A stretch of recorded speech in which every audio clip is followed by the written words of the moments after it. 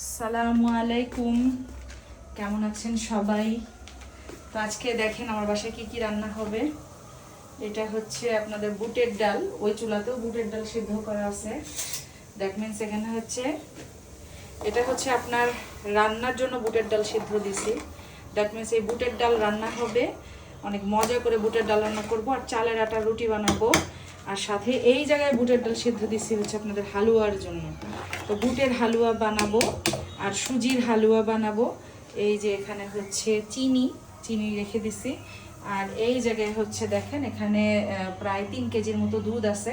তো 1.5 কেজি বুটের হালুয়াতে দিব আর 1.5 কেজি হচ্ছে সুজির হালুয়াতে। এখানে 6টা প্যাকেট আছে আর কি।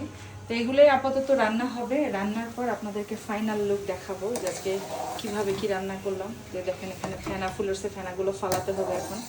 তো যাই হোক, আপনারা কে কী রান্না করলেন আজকে অবশ্যই কমেন্ট করে জানাবেন। আর সবাই ভালো থাকবেন, সুস্থ থাকবেন। আল্লাহ হাফেজ। আর আমাদের জন্য দোয়া করবেন। Tata, bye bye.